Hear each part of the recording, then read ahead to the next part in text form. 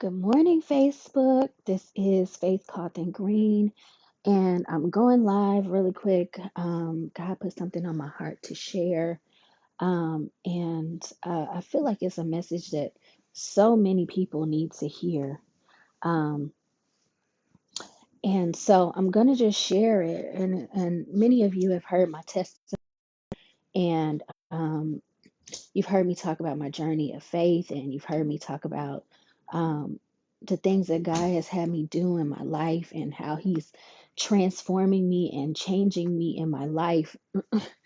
And today, as we prepare for Christmas, as we prepare for the coming, to celebrate the coming of Christ and what that represents in regard to redemption.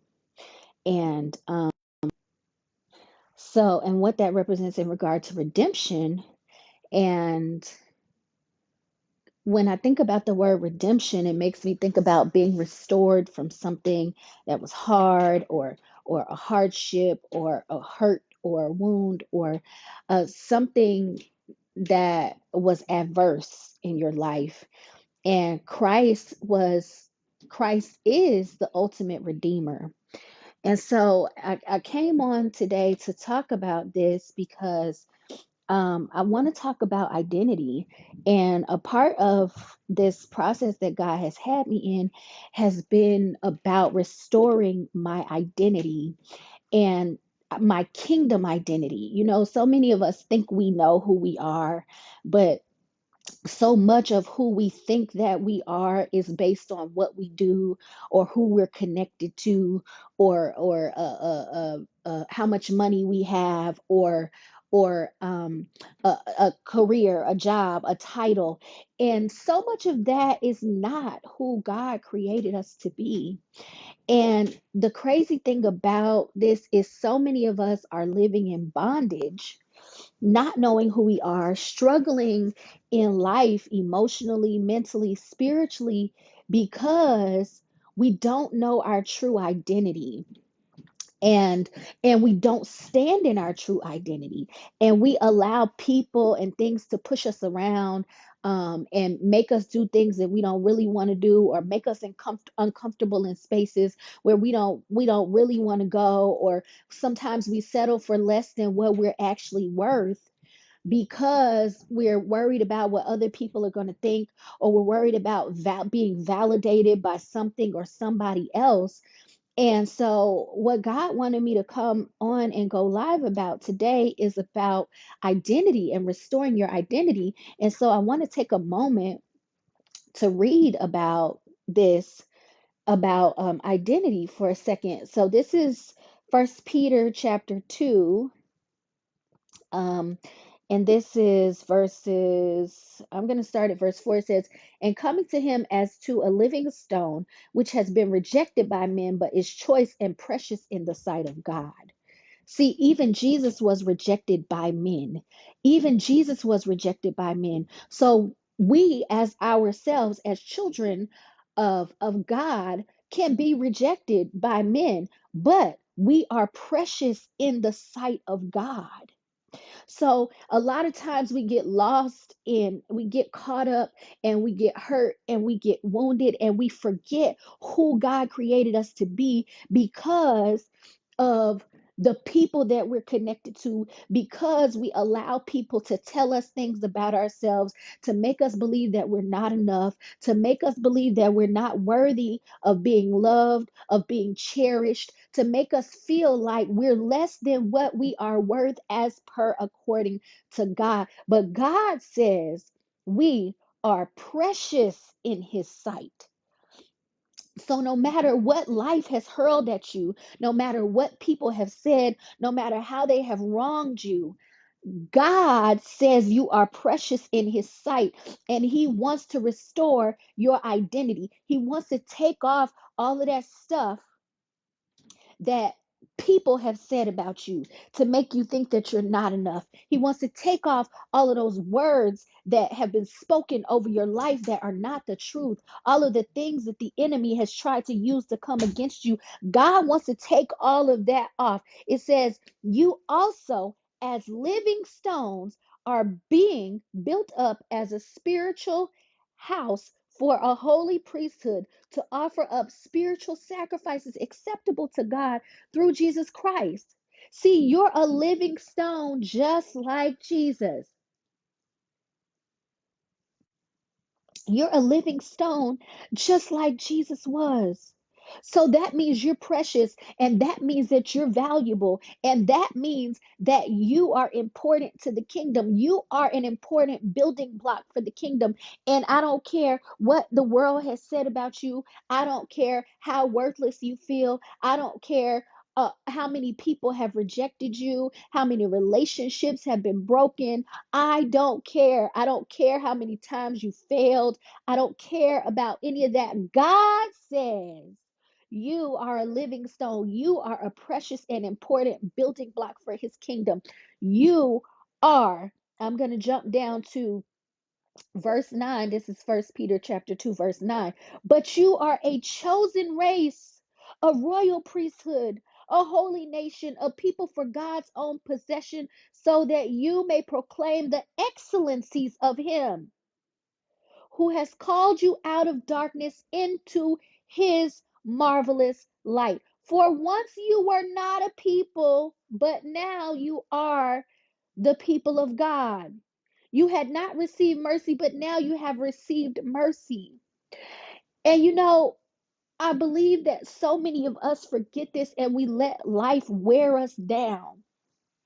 And because we let life wear us down, we let people wear us down. We let circumstances wear us down. We let situations wear us down. And every time that something comes up against us, we give away a little piece of ourselves.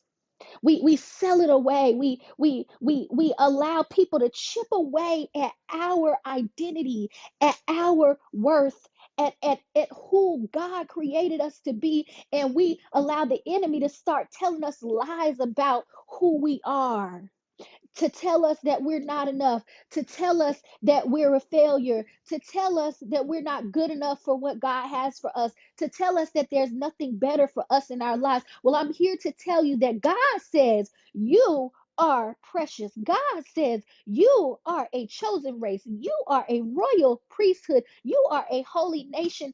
And I'm here to tell you that that's a part of the process that God has been putting me through, because I've been through so many things in my life, and I allowed so many people to chip away at who I was and who God created me to be, in knowing myself, in knowing my worth, in knowing that I am worthy to be cherished, that I am worthy to be received, that I am worthy to be loved in the way that God says I am worthy to be loved, that I am not a last minute thought, that I am not I am not worth a minimal effort. I am worth everything that God says that I am, and so are you. And so we have got to stop allowing people to push us around and make, just because they don't see our worth. We have got to hold people to a higher standard to see our worth. Because but before we can hold people to a higher standard to see our worth, we have to be able to see our worth for ourselves. In First Corinthians 13, where it talks about love, where it talks about God's love, it talks about, it says, before before I was seen dimly, but now I am seen fully. See, just as I have fully been seen, God sees you. He knows you.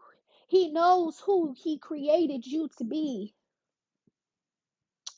And he sees all of you. No matter if the world doesn't see all of you, God sees all of you. He knows every single little nook and cranny about you, and he created you to be great and amazing. And you have got to stand in that creation that he made you, in that identity that he gave you. You got to stop letting people steal it from you. Stop letting people steal your greatness from you, because we often are constantly trying to please other people. And because we're trying to please other people, we dumb ourselves down, or we accept less than what we know we're worth because we're trying to please other people, because we've convinced ourselves that they love us, and that because they love us, we're supposed to try to please them. But let me help you. You ain't got to please nobody but God in heaven. That's it. All this people pleasing we trying to do, all of these likes and all of this perceptions that we're trying to cast out to the world that are not who God created us to be, it is time to stop, because it's leaving us broken. It's shortchanging us from being seen as how God created us to be. I am a chosen race, a royal priesthood, a holy nation, a people for God's own possession. I am precious to God. And let me help you. As I have been rediscovering my identity, I have been charging people to also come up to the level that I know that God created me to be. And I've been charging people to be able to treat me like I know that I deserve to be treated. Just because somebody says that they love you does not mean that you have to take their stuff. Just because they're your family, just because they're your friends, does not mean that you have to allow them to treat you in a way that you know is not what you deserve. When you know that you're better than that, when you know that you're worth more than that, you can charge people to come up to the standard of treating you like what God says you're worth, of recognizing your kingdom identity and charging them to meet that. Stop shortchanging yourself because of what you feel like you're obligated to for people. And I'm going to tell y'all right now, it's made some people upset in my life. But I got to the point where I was like, you know what? I don't have to take this. Like, there were people in my life that I was allowing to, I'm just going to say the word, abuse me.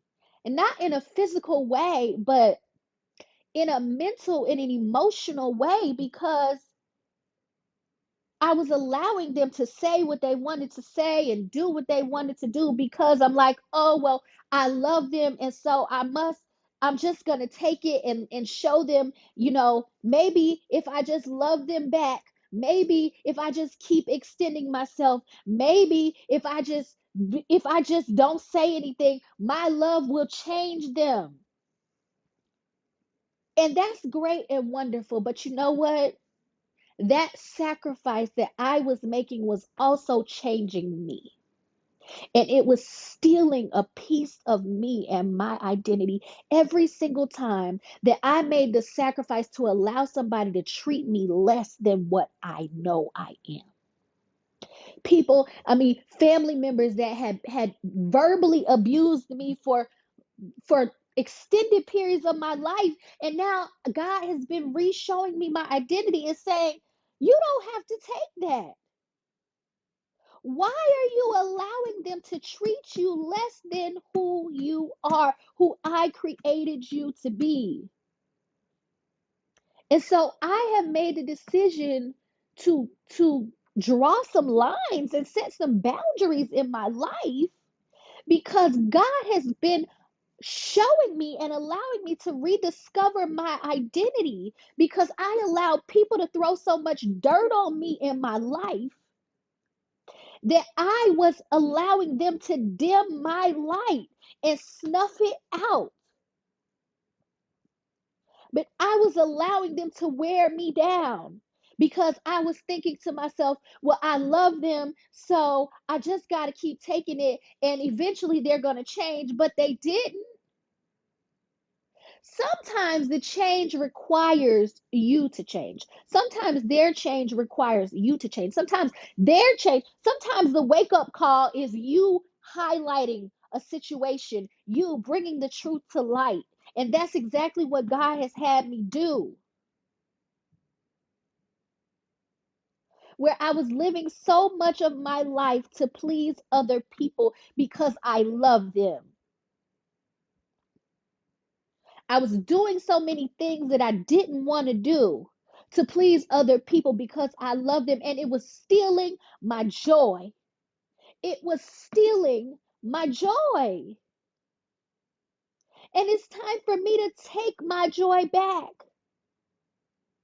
And it's time for you to take your joy back too. You see, because you can have all the possessions in the world, but if you don't have true love, and if you don't have joy, and if you don't have peace, those possessions ain't gonna do nothing for you. So God has taken me on this journey, and He has truly shown me. He has taken away so many of the possessions that I had in my life, so many of the comforts of life, all for me to rediscover my identity.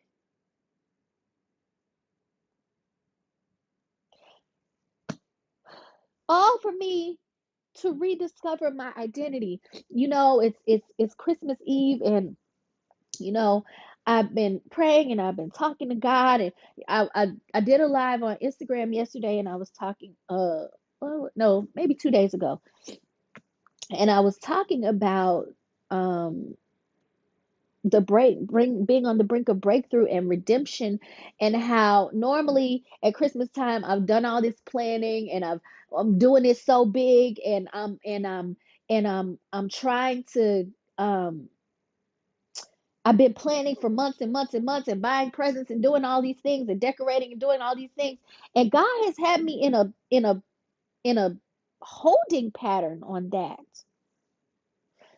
Not because He doesn't want me to do those things or to have those things, but because it was more important for me to rediscover my identity.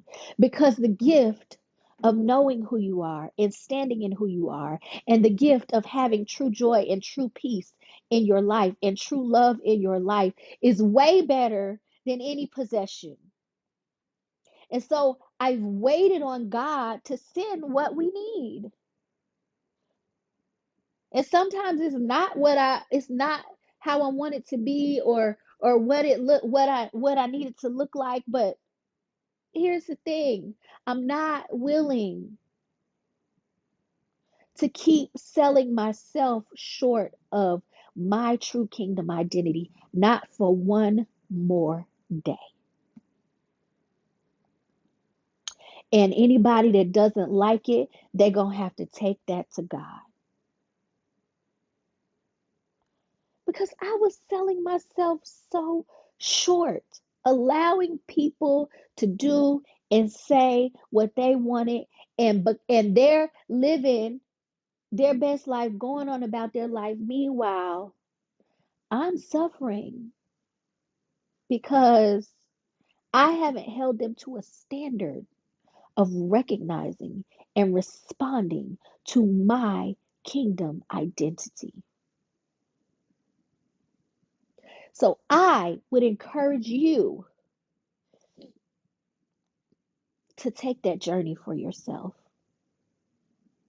to rediscover your kingdom identity, to take off these chains and these shackles that we allow people and the world and situations and circumstances to put on us. It is old. We have got to take back what we allowed people to steal from us. It is time for you to stand up and be the child of the Most High King that God created you to be. Stop letting people steal from you. Stop letting people treat you like less than who or what you are, as per according to God.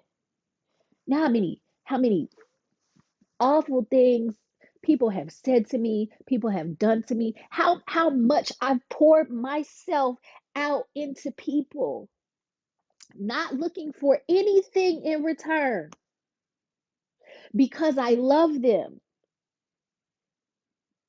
And how many times there's been no reciprocity, or how many times they've taken that love or that outpouring from me for granted. And every single time I took it, it chipped away at who I knew that I was.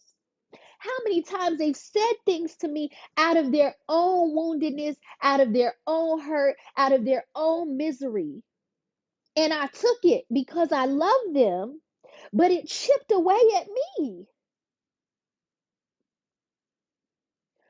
And I have made the decision not to take that. Why? Because I am worth more. I am precious to God. And because I am precious to God, then I should also be precious to the people that surround me. And I will not allow people to bully me into doing things that I don't want to do anymore. I will not allow people to bully me into believing things that are not true about me anymore. I do not care what they say or what they do in regard or what they believe about what I'm doing in my life or whatever. I will not allow people to shortchange me and not see my worth anymore. And I would charge you to do the same because that's how you rediscover your kingdom identity. Sometimes it requires you to just take a step back and separate. And that's the season that I've been in, a season of separating from all of those people that were shortchanging me, that could not cherish me for who I know that I am and who I know that God created me to be, and to hold them to a standard and to be in the space of, if they can't meet that standard, then they can't be in my inner circle. Family, friends, co-workers, acquaintances, whomever. It's time for you to start holding people to a standard, to recognize who you are also. It's time for you to stop accepting whatever people are willing to give. When you go to a store and you want to buy something, you can't go to the cashier and be like, look, you can't buy a $50 pair of, let me come a little higher, a $200 pair of shoes, and go to the register and be like, I think these shoes are only worth $20, so that's all I'm gonna pay for them. They're gonna look at you like you crazy. And you know what? That's what you need to start doing to people too. Whenever they try to give you, offer you less than what you're worth, treat you like less than what you're worth, you need to be looking at them like they crazy. Nope, sorry. This is the entry level fee for my life. This is what you got to bring to the table for me because I am worth it. This is the standard to which I am holding you for treating me because I am worth it. Recognize your worth so that others will recognize your worth, and then hold them to a standard of treating you like what you're worth as God created you to be. That's it. Jesus didn't come to redeem you into slavery. He didn't come to redeem you into being abused. He didn't come to redeem you into being told that you're less. He didn't come to redeem you into being shortchanged. He didn't come to redeem you. He came to redeem you into eternal life. He came to redeem you so that you could live your very best life. He took the L. He took the L so that you could win. So stop giving away points. Stop giving away. Stop shortchanging yourself. Stop giving yourself away and charge people to treat you like who God created you to be. But first, You got to let him show you who that is. You got to go on a journey of rediscovering your identity so that you can recognize it. And when you recognize it, then you can charge other people to recognize it. And ain't nothing wrong with that. Ain't nothing arrogant about it. Ain't nothing selfish about it. There is a fine line between confidence and humility. And sometimes that's one of the things that God has been working on me about is the fine line, walking the fine line between confidence and humility, because I feel like in all of the experiences that I've had where I've allowed people to chip away at my confidence, at my worth, at who God created me to be, I convinced myself that it was just humility. I was being humble, and that's what God wanted me to do. And God was like, wait a minute, no, no, no. There's a fine line to walk. There's a fine line to walk. You can be humble, but you still got to be confident. And there's nothing wrong with that. There's nothing arrogant about it. There is nothing wrong with knowing your worth and charging other people to know your worth. That's a gift that keeps on giving. That's a gift that will never run out. Rediscover your identity and then stand in it.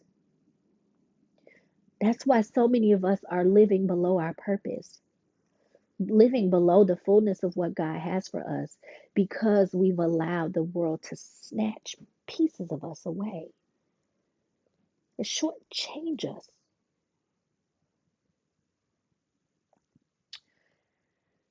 And I pray that as you prepare to celebrate the real reason for the season, the Redeemer, the coming of the ultimate Redeemer, that you allow yourself to be redeemed, that you don't take that gift of redemption for granted, that you don't just bury it under wrapping paper and presents and Christmas trees, but that you allow yourself to be redeemed back into who God created you to be. That's the best gift that you could ever receive. Can't buy it in a store. It's completely priceless. Take advantage of it. Don't leave that gift on the table. Don't return it.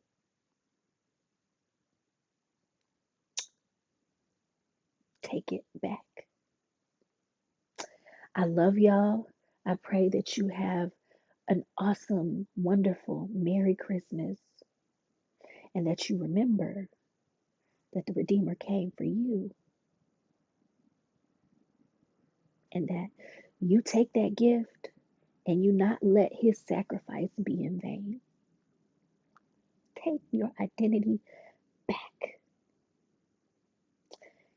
If you feel led to sow, you can do so at Cash App, $ War in the Spirit, or at Venmo, War in the Spirit 12.